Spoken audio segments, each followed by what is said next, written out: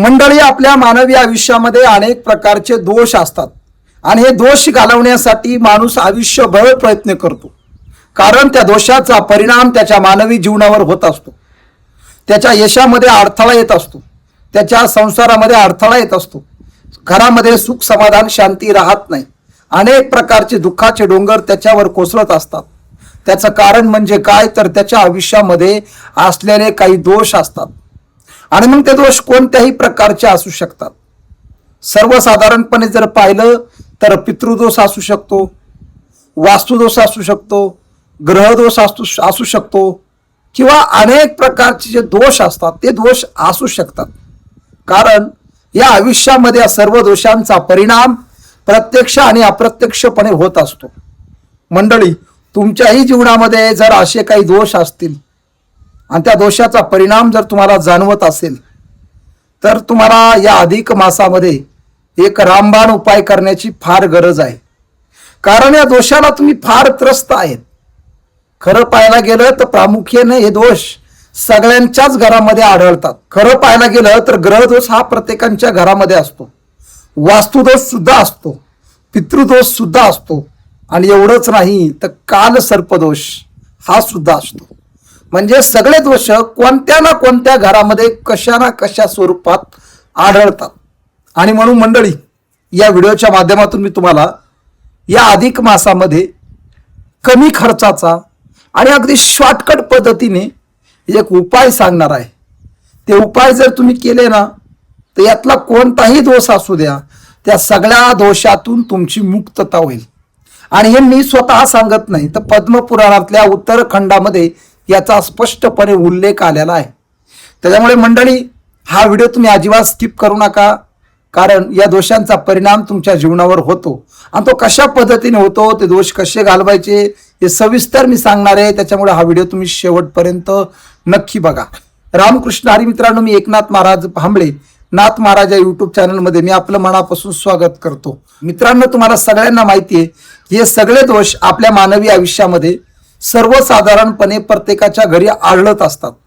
आणि मंडळी, हे दोष त्याची लक्षणं जर काय असतील तर आपल्या घराची प्रगती थांबणे, आपल्या घरातली सदस्य एकमेकांसोबत चिडचिड करणे, कारण नसताना घरामध्ये वादविवाद होणे, थोड्या थोड्या कारणामुळे घरामध्ये कटकटी चिडचिड होणे, मुलांना परीक्षेमध्ये अपयश येणे, घरातल्या मुलांच्या नोकरीच्या समस्या राहणे, घरातल्या मुलांच्या मुलींच्या लग्नाच्या समस्या वाढणे किंवा अनेक प्रकारच्या शारीरिक व्याधी, अनेक प्रकारचे आजार, दवाखान्यामध्ये आपण वैफल्यग्रस्त परिस्थितीमध्ये जीवन जगत असतो, अनेक प्रकारचे जे दुःख असतात, या दुःखाला एकच कारण आहे, ते म्हणजे दोष.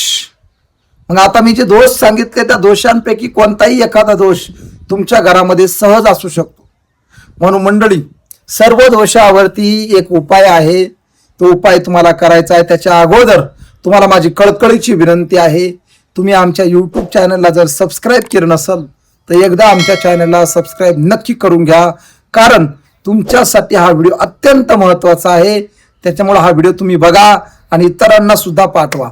मंडळी, हा अधिक मास आहे आणि हा अधिक मासाचं एक महत्त्व आहे.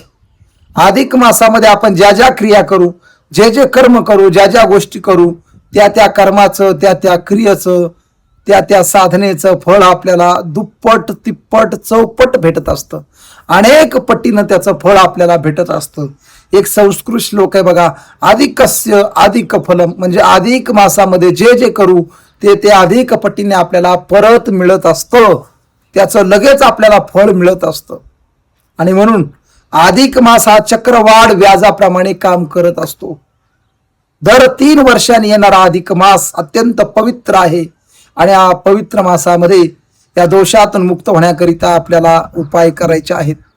तर मंडळी, सगळ्यात महत्त्वाची गोष्ट जाणून घ्या, दोष अनेक प्रकारचे आहेत.